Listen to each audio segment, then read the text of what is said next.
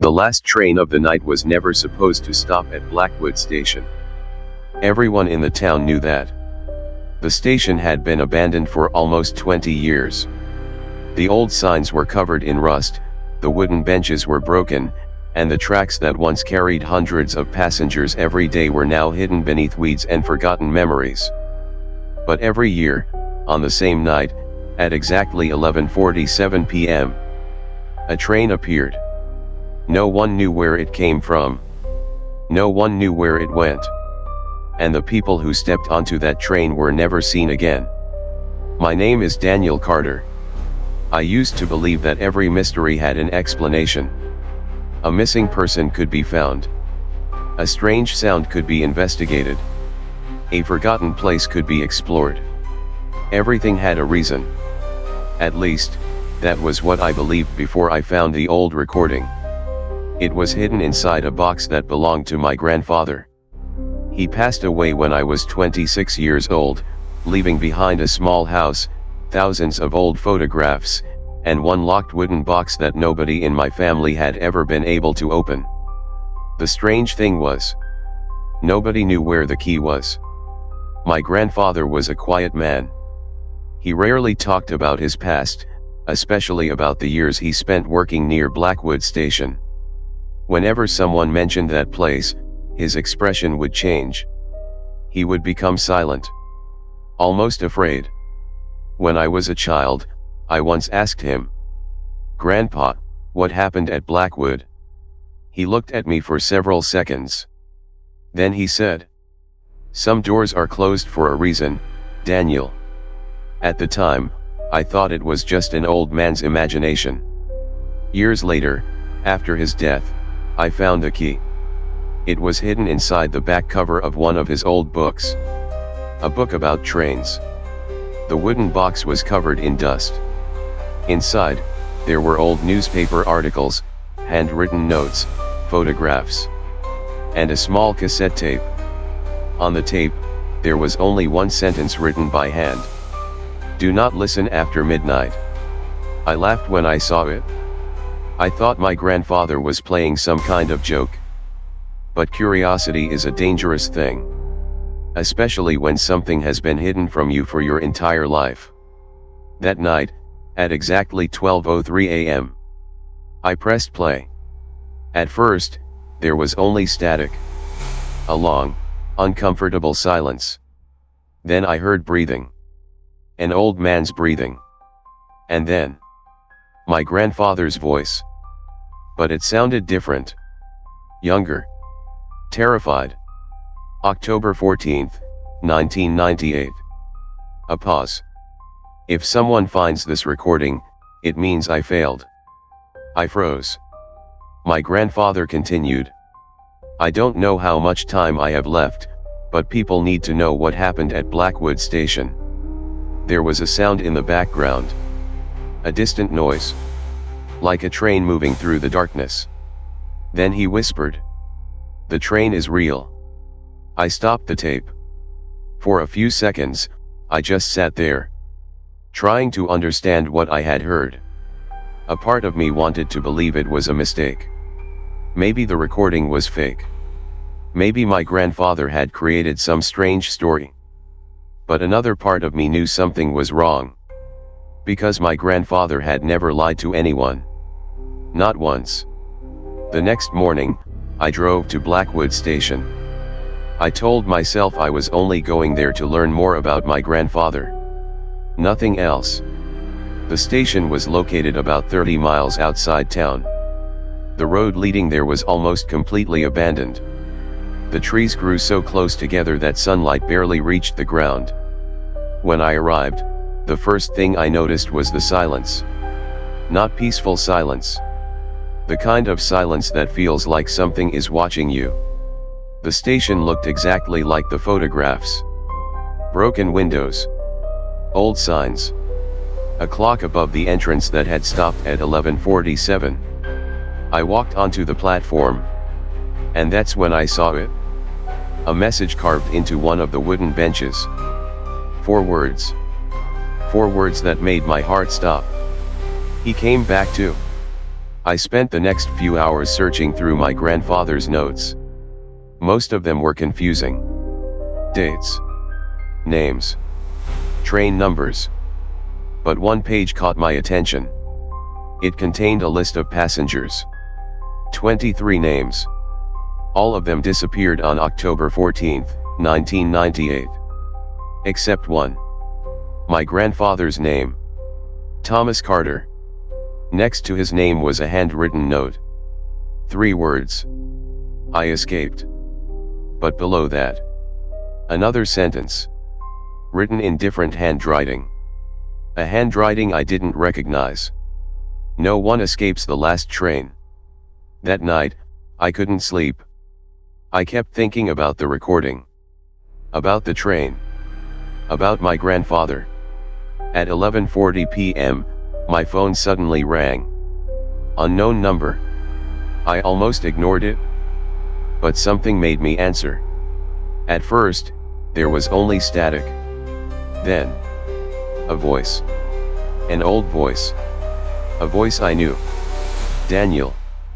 My entire body went cold. Grandpa. Silence. Then. You shouldn't have opened the box. The call ended. I spent the next several minutes staring at my phone. There was no explanation. My grandfather had been dead for 3 months. I checked the number. No caller ID. No location. Nothing. Then I noticed something else. A text message had arrived. One sentence. 11:47 at the station.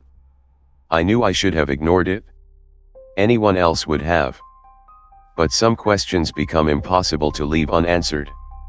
And sometimes, the need to know the truth is stronger than fear. At 11:30 p.m., I arrived at Blackwood Station. The fog covered the tracks. The old station clock moved. For 20 years, it had been frozen. But that night, the second hand started ticking. 11:46. 11:47. And then I heard it. A train. Coming from somewhere beyond the darkness. The sound grew louder. The rails began to shake. And through the fog, a train appeared. An old black passenger train. No lights. No signs. No number. It simply stopped in front of me. The doors opened. Inside the train, there were passengers. Dozens of them. Sitting silently. Looking forward. Nobody spoke. Nobody moved. Then I saw something that made my blood run cold. Every passenger was holding a photograph. A photograph of someone they had lost. A mother. A brother. A friend. And then I saw the seat at the front. Someone was sitting there. An old man. Wearing a brown jacket. Looking out the window. I knew him immediately. My grandfather. I stepped onto the train. Grandpa. He slowly turned around. His face looked exactly the same as the day he disappeared. Not older. Not younger. Exactly the same. Daniel, he said quietly. You were never supposed to find this place. I couldn't speak. Thousands of questions were running through my mind. How are you here? My grandfather looked around the train. Then whispered. This train doesn't take people away. He looked at me. It brings them back. He told me the truth. The train appeared every year. It offered people something they desperately wanted. One more conversation. One more moment. One more chance. But there was always a price. The passengers weren't trapped because they couldn't leave. They were trapped because they didn't want to. They stayed for the people they lost. For the memories they missed. For the moments they wished they could change. My grandfather had boarded the train in 1998 because he wanted to see his wife one last time. My grandmother had died 2 years earlier. The train gave him that chance. But when the doors opened again, He realized 20 years had passed outside. And he was no longer part of the world he knew. I escaped once, he said. But the train always collects its passengers. I asked him why he came back. Why he called me. Why he wanted me here. He looked at me sadly. Then he said, because the train needs a replacement. The lights inside the train began flickering. The passengers slowly turned their heads toward me. All at once. My grandfather grabbed my arm. Daniel, listen carefully. You cannot stay. But you cannot leave empty-handed either. He handed me a small notebook. The same notebook from his recordings. Take this. What is it? The names of everyone who has boarded this train. I opened it. The pages were filled with names. Hundreds of names. But the final page was empty. Except for one line. A name written in fresh ink. My name. Daniel Carter. The train began moving. The doors started closing. My grandfather pushed me toward the exit. Run. I jumped off the train. I fell onto the platform. The doors closed. The train slowly disappeared into the fog. And then, everything was silent again. The next morning, I returned home. I destroyed the cassette tape. I burned the notes. I tried to forget everything. But the notebook remained. And every night since then, a new name appears. A new passenger. A new person who has been chosen. I have spent years searching for a way to destroy it. But I have learned something. The train doesn't need tracks. It doesn't need a station.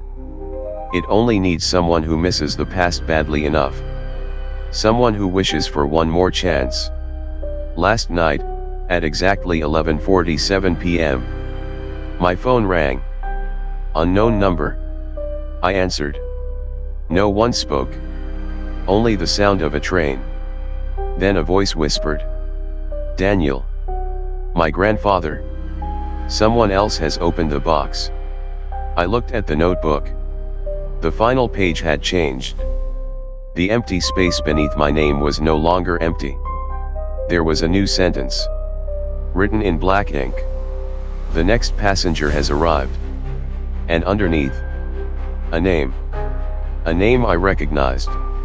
A name that made me realize the train was closer than I thought. Because the next passenger was someone from my own family.